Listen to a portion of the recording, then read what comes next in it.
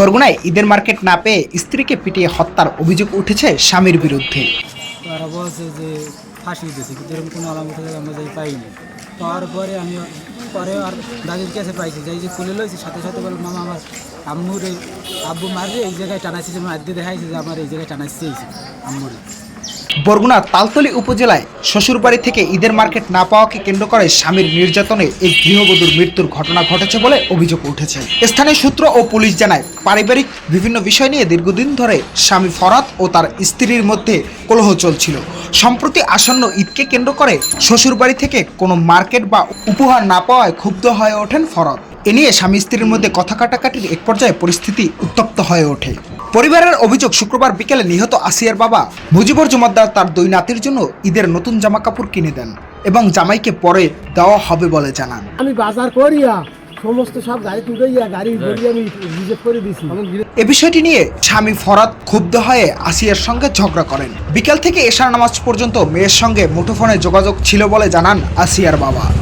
পরে নামাজের পর ফোন বন্ধ থাকায় আর যোগাযোগ হয়নি।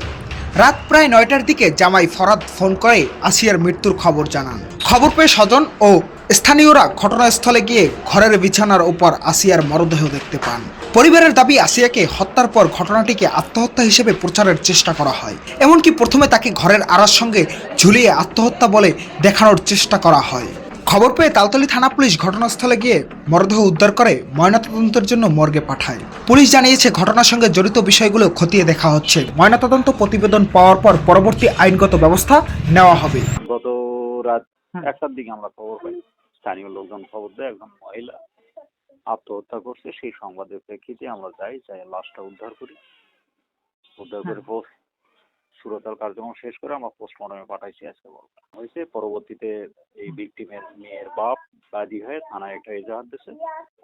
তার হাজবেন্ড যৌতুকের জন্য মারপিট করে মেরে ফেলাইছে, এরকম একটা কমপ্লেইনে মামলা রুজু নারী শিশু। আচ্ছা, এই ঘটনায় কি আসলে কোনো অভিযুক্ত গ্রেপ্তার হয়েছে কিনা?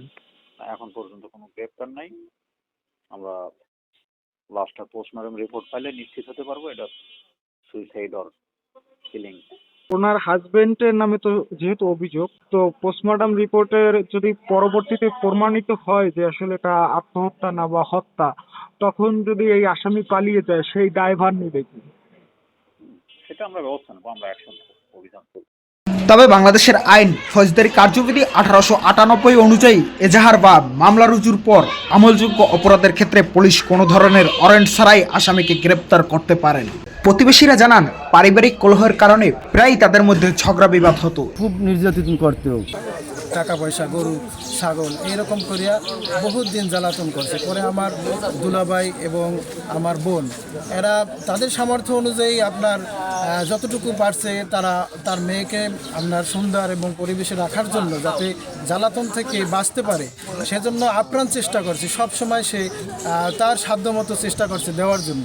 তারপরও তারা লোভী, তারা এই সমাজের মানে খুবই একটা নিকৃষ্ট লোক। এই ঘটনায় শোক ও চাঞ্চল্যের সৃষ্টি হয়েছে পুরো এলাকা জুড়ে। সাজনস, সকাল বাংলা নিউজ।